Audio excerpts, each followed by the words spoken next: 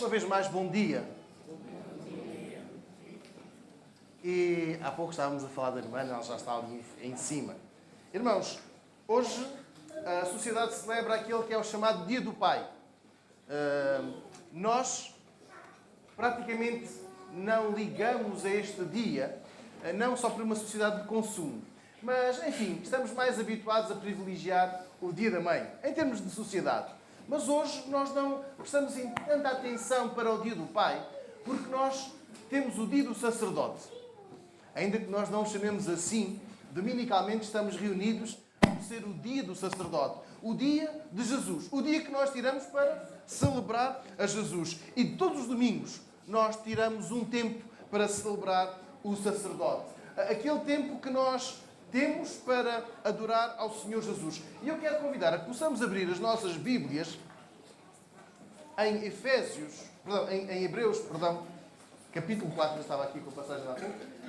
Em Hebreus, capítulo 4, e encontramos 3 ações que fazem um sacerdote. Vamos olhar para o que faz um sacerdote, o que é um sacerdote. E então, em Hebreus, capítulo 4, nós lemos do versículo 14, 3 ações tão importantes que o único sacerdote que temos, faz isto. E que a primeira delas, lendo o versículo 14, é que aquele sacerdote a quem nós amamos, aquele a quem nós servimos e por quem nós nos reunimos hoje, versículo 14, mantém-nos firmes. Hebreus 4,14, visto que temos um grande sumo sacerdote, Jesus, Filho de Deus, que penetrou nos céus, retenhamos firmemente a nossa confissão. Irmãos, estamos a ler o texto, certo? Em primeiro lugar, vamos recordar o que faz um sacerdote, na compreensão hebraica. O sacerdote é o intermediário. O sacerdote é o intercessor entre Deus e os homens. O sacerdote era aquele que tinha a responsabilidade de levar a oferta das pessoas até Deus. O sacerdote tinha a responsabilidade de apresentar o nosso pedido de perdão, o nosso arrependimento a Deus. Mas tinha também umas características muito particulares. O sacerdote tinha de pertencer a uma determinada família e tinha de ser descendente direto de Arão. Não podia ser sobrinho, não podia ser primo. Tinha de ser naquela linha de filho, neto e por aí adiante. E a sua responsabilidade era trabalhar no templo. E tinham aquilo que nós chamamos hoje as escalas de serviço. Um ficava de manhã, outro à tarde, um tinha folga hoje, então todos os dias tinham. Mas também era importante que o sacerdote se mantivesse limpo do pecado.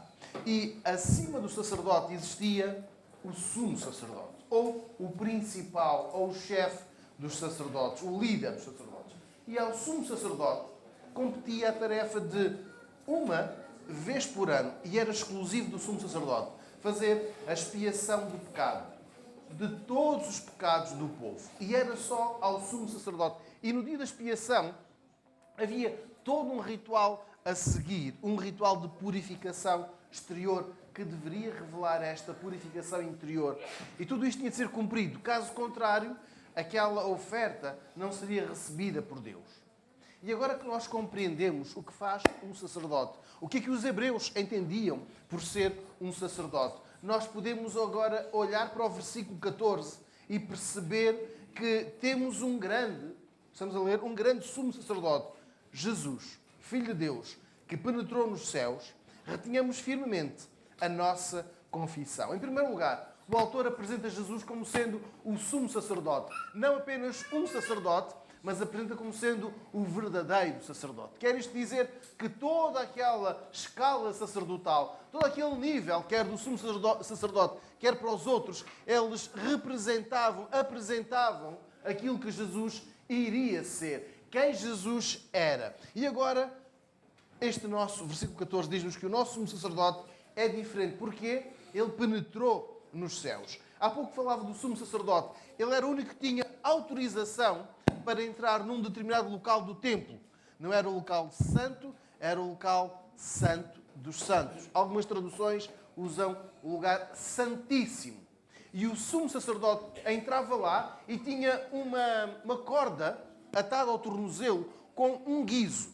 E porquê? Caso o sumo sacerdote não tivesse uma purificação verdadeira e ele morresse, ninguém poderia entrar naquele lugar. Portanto, ele tinha de ser puxado. Se não houvesse barulho, ele teria de ser puxado. Mas nós olhamos aqui para o versículo 14, que Jesus vai além do templo. Não apenas entra no lugar santo do templo, mas ele entra, versículo 14, onde? No céu. O nosso sumo sacerdote quer dizer, o versículo 14, que não é falível. Não é como os outros sacerdotes que podiam eventualmente ter pecado. Mas também nos explica que o lugar mais santo, mais sagrado, não era no templo. O lugar mais sagrado, mais santo, é exatamente no céu, onde Jesus está. Pelo sacrifício vitorioso, pela vitória sobre o pecado, pela vitória sobre a morte. Versículo 14. Jesus ganhou o direito de estar no céu para sempre. Isto significa que o nosso sumo sacerdote não tem pecado. Não precisa de entrar com uma corda no tornozelo, com um guizo. Caso ele não se mexa, morreu. Tem pecado. Jesus morreu, mas está vivo. Não apenas ressuscitou para voltar a morrer. Ele está vivo. Então o versículo 14 está a falar do nosso sumo sacerdote como estando vivo, como sendo o vencedor. Ele não necessita mais de rituais de purificação, porque ele é puro. Ele penetrou nos céus. Nós olhamos para o sumo sacerdote e encontramos pureza, nós encontramos santidade. E agora eu quero que leiamos o versículo 14 novamente. Como temos este grande sumo sacerdote, Jesus, Filho de Deus, que penetrou nos céus, o que é que diz a parte final? Retenhamos firmemente a nossa confissão. É esta pureza, é esta eficácia do sacrifício de Jesus que nos faz firmes. Estas características de Jesus fazem-nos firmes, mantêm-nos firmes, porque nós queremos que Jesus morreu. Irmãos, estamos a poucas semanas de celebrar a Páscoa. Vamos ficar mais alegres. Alegres porquê? Porque celebramos a morte de Jesus em nosso lugar, celebramos porque acreditamos que os nossos pecados estão perdoados e celebramos a sua vitória sobre a morte, a sua ressurreição. Então, mantenhamos firmes estas convicções, mantenhamos-nos firmes nesta certeza de que Jesus morreu em nosso lugar, de que Jesus levou todas as nossas falhas, todos os nossos erros, todos os nossos pecados. E quando nós fazemos de Jesus o nosso sumo sacerdote, quando nós cremos que Ele é o Senhor, o Salvador da nossa vida, nós estamos certos de algumas coisas. A primeira delas, que o pecado já não domina sobre nós. Às vezes o pecado vai bater à porta, vai rondar e vai ficar ali bem perto de nós, mas ele não nos domina. O Senhor da nossa vida é Jesus. Sabemos isto. Versículo 14. Retenhamos firme a nossa confissão. Sabemos que estamos perdoados. É diferente de, por vezes, ser perdoado. O Senhor Jesus disse que se nós permanecermos nele, Ele permanece em nós. Então, nós estamos firmes do nosso perdão. A purificação externa era para os sacerdotes humanos, mas o nosso intercessor, que também é divino, Ele que nos mantém puros. Ele que nos mantém longe do pecado. Ele que nos mantém firmes no perdão. Esta é a semana em que nós começamos a celebrar com mais alegria, até porque está mais perto o dia do aniversário da Igreja. Terça-feira, dia 21, nós celebramos 109 anos de existência nesta cidade. E ao longo desta semana, nós vamos recordar o que Jesus fez por nós, certos de que Ele nos purifica, certos de que Ele nos limpa de todos os pecados, não de alguns, mas de todos os pecados. Então podemos com alegria dizer obrigado, Jesus, não só por mais um ano de vida que nos deste enquanto igreja, mas também pela certeza que temos do perdão, porque estamos firmes, que estamos perdoados em Ti. Como é que nós vemos Jesus? Como é que nós olhamos para Jesus? Será que ainda estamos a olhar para Ele no Natal, pequenino, o bebê? Será que ainda estamos a ver Jesus como um menino inocente, frágil e dependente dos pais? Ou vemos Jesus como o mártir? E nada mais do que isto. Vemo-lo como o sumo sacerdote, o intercessor perfeito, completo, capaz de nos manter firmes para sempre. O versículo 14 diz, irmãos, retenhamos firmemente a nossa confissão. Não podemos ser pessoas de confissão instável. Há dias em que acreditamos, outros que já temos algumas dúvidas, há dias em que nos sentimos perdoados, outros nem tanto. A nossa confissão é a certeza da divindade de Jesus. Jesus é Deus. De que o seu sacrifício é válido, suficiente e que, pelo seu sacrifício, nós estamos perdoados. E agora pergunto, sentimos-nos perdoados? É uma pergunta. Sentimos o perdão de Deus? Irmãos, leiamos o versículo 14. Diz-nos que temos este sumo sacerdote, Jesus, Filho de Deus, que penetrou nos céus. Retenhamos firmemente a nossa confissão. Versículo 15. Porque não temos um sumo sacerdote que não possa compadecer-se das nossas fraquezas. Porém, um que, como nós, em tudo foi tentado, mas sem pecado. Este sumo sacerdote, este sacerdote, conhece-nos tão bem, tão bem. Fala aqui o versículo 15 de um relacionamento muito próximo, tão próximo que Jesus sabe muito bem quem somos, o que vivemos, o que passamos, as alegrias, as dificuldades e as situações tão complicadas. Ele conhece-nos tão bem que sabe as nossas fraquezas. Versículo 15. Não temos um sumo sacerdote que não possa compadecer-se das nossas fraquezas. Jesus identifica-se connosco. Ele sabe a tentação que nos é mais forte. Na sexta-feira falava com a Marta sobre as tentações que temos. Estou a preparar a Marta para o batismo. E às vezes nós rimos-nos com algumas tentações. O chocolate. Nós dizemos que é uma doce tentação. Mas se falarmos de outros assuntos, já não rimos. Mas o Senhor Jesus sabe qual é a nossa fraqueza. Ele sabe qual é a necessidade que nós temos, sem que tenhamos de ceder à mesma. Porque o versículo 15 diz-nos que Jesus também foi tentado, mas não pecou. Ao contrário do que acontecia com os sacerdotes dentro da religião judaica. Eles tinham de confessar os seus pecados antes de apresentar o nosso sacrifício. Os sacerdotes tinham de apresentar a sua confissão, o sacrifício pelos seus pecados. E Jesus não tem pecados a confessar. Versículo 15. Ele nunca pecou. Em tudo foi tentado, mas sem pecado. Há uma tradução que tem uma palavra diferente. Alguém possa ler o versículo 15 que seja diferente desta tradução que li? Sabemos que o nosso sumo sacerdote se compadece das nossas fraquezas, mas foi tentado em tudo como nós, sem cair no pecado. Sem cair no pecado. Ele sabe muito bem as nossas fraquezas, mas ele nunca cedeu. Então, o nosso sacerdote, conhece-nos tão bem. Sabem, irmãos, Jesus foi tentado a não cumprir a sua missão em várias ocasiões. Nós lemos o relato em Mateus e encontramos o diabo a colocar aquelas três propostas para Jesus cair, para Jesus perder logo ao início da corrida. Mas em nenhuma dessas ocasiões ele satisfez a vontade humana. Aquela de evitar o sofrimento, aquela de fazer a vontade do inimigo, mas Jesus superou todas. Pouco antes da prisão, que nós recordaremos daqui a algumas semanas na Páscoa, Jesus foi orar. E o que é que Jesus pediu? Pai, se possível, passa de mim este cálice, esta dificuldade, esta dor, todo este sofrimento. Contudo, como é que Jesus terminou a frase, a oração? Podem dizer-me. Faça-se a tua e não a minha vontade. Jesus podia ter naquele momento cedido à tentação de dizer, não vou. Não quero morrer por gente ingrata, por pessoas maldosas, por pessoas invejosas e por aí adiante. Sabemos que ele pediu que prevalecesse a vontade do Pai em relação à sua.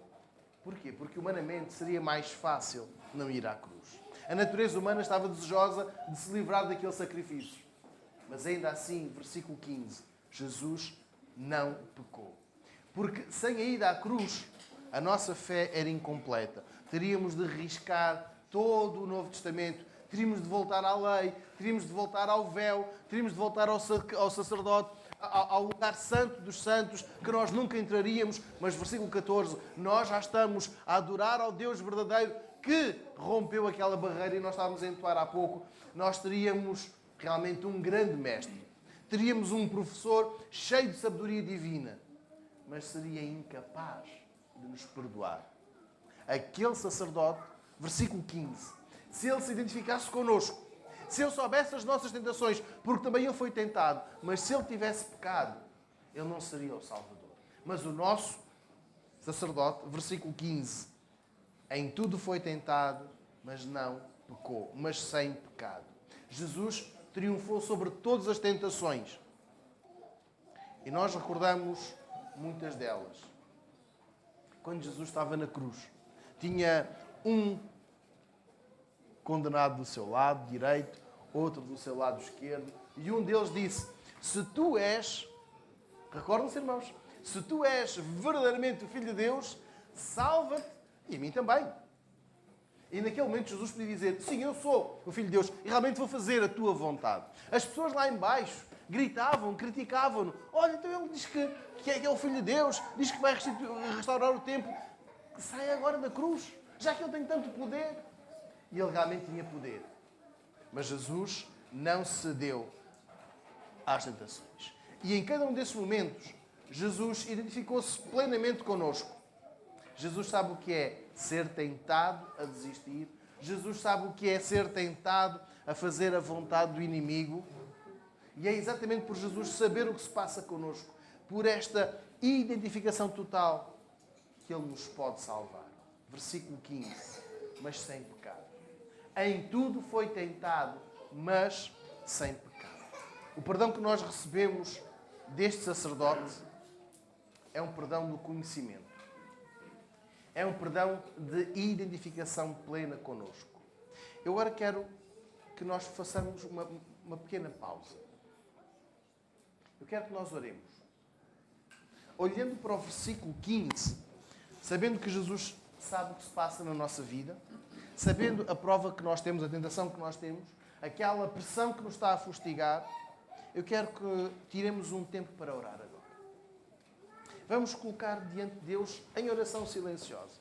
Não vamos orar pela tentação do outro, ou aquela que já nós não conseguimos, não nos aflige mais, mas aquela que nos tem apoquentado. Qual é a nossa necessidade neste momento? Eu quero te convidar a que possamos ficar algum tempo em oração individual, silenciosamente. Qual tem sido a maior tentação nestes últimos dias? Qual tem sido a maior dificuldade em que eu tenho tido dificuldade mesmo em resistir? Vamos orar, vamos entregar ao Senhor Jesus, ao nosso sacerdote, esta tentação que nos tem afligido.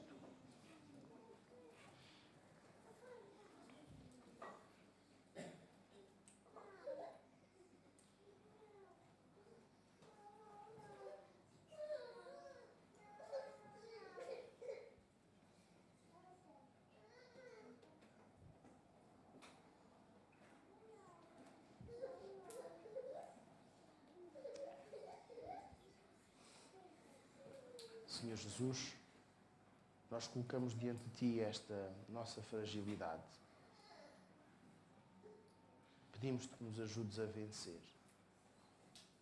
Tu conheces tão bem a nossa fraqueza, a nossa vulnerabilidade, e nós falamos contigo, a pedir-te que neste momento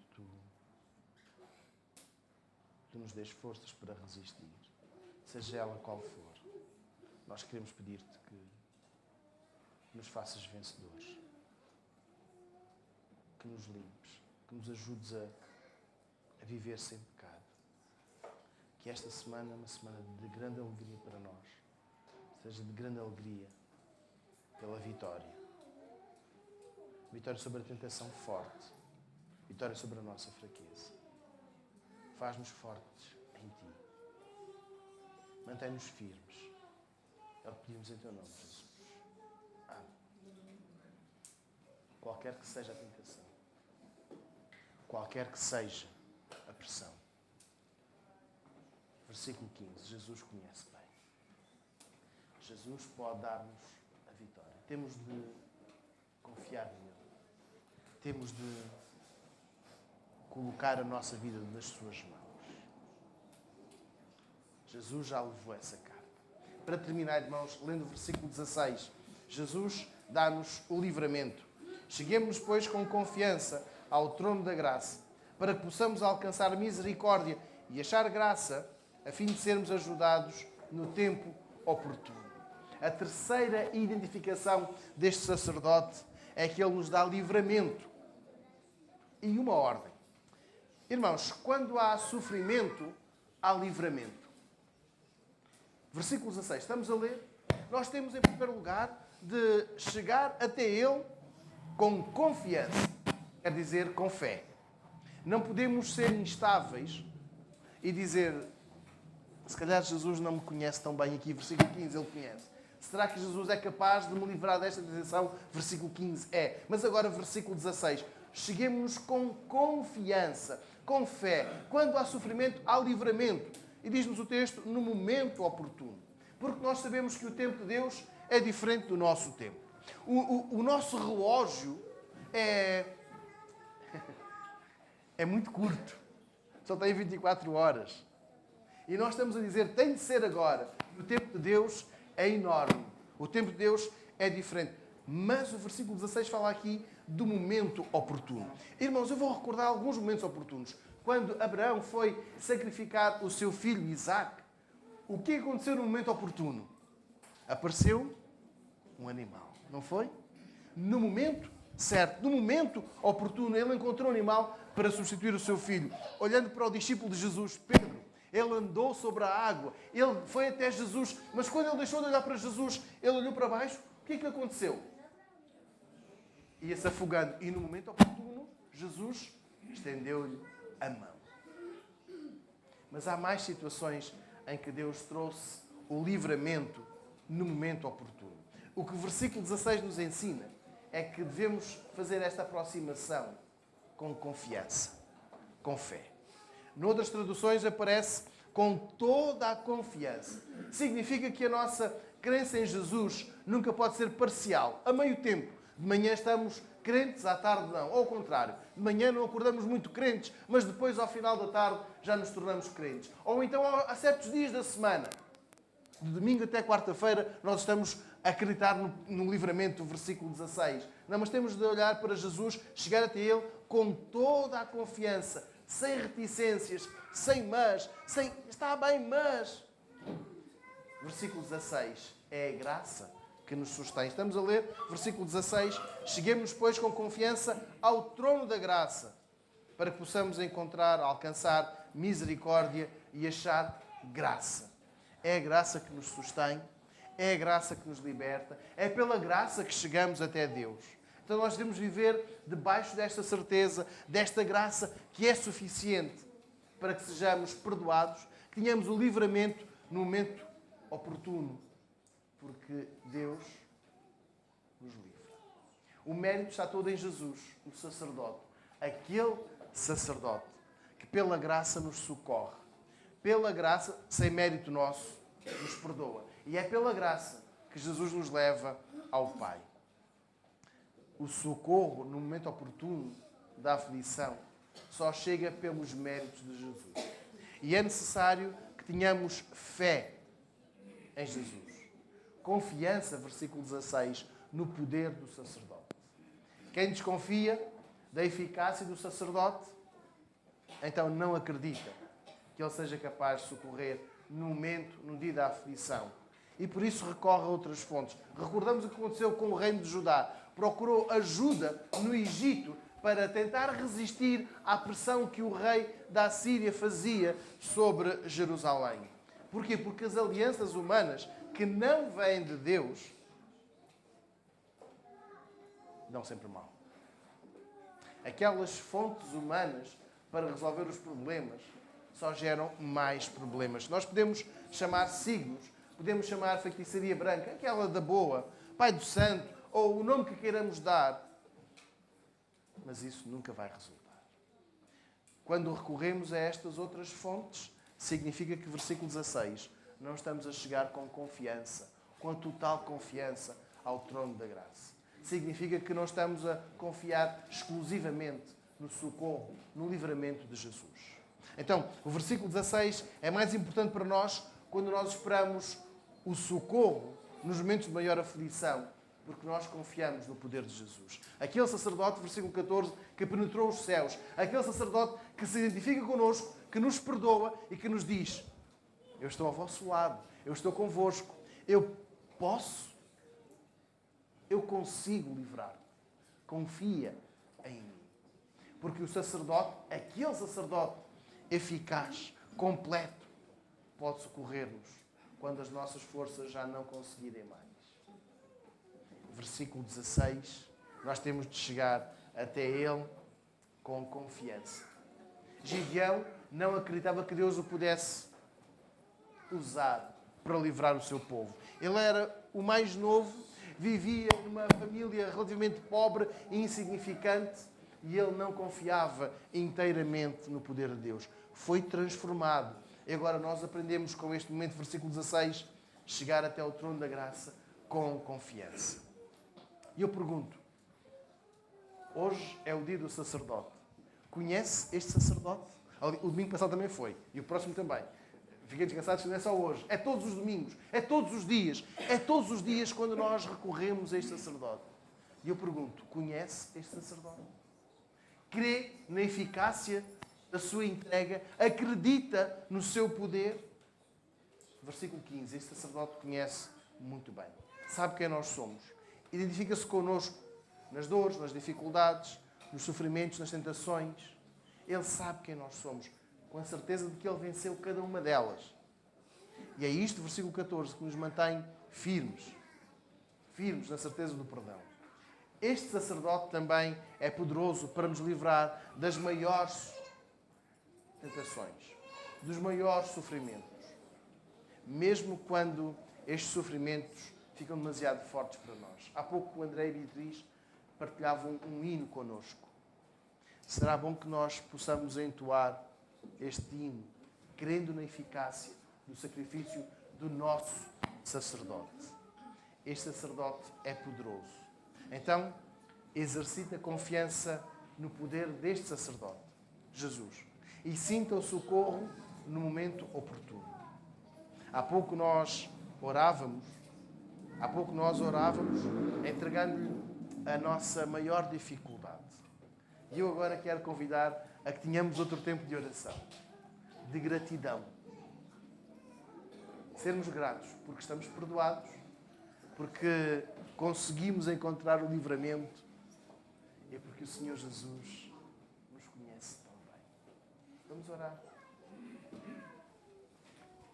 Querido Espírito, nesta manhã, entregamo-nos a Ti, pedindo-te que conduzas o nosso pensamento, o nosso sentimento, pedindo-te que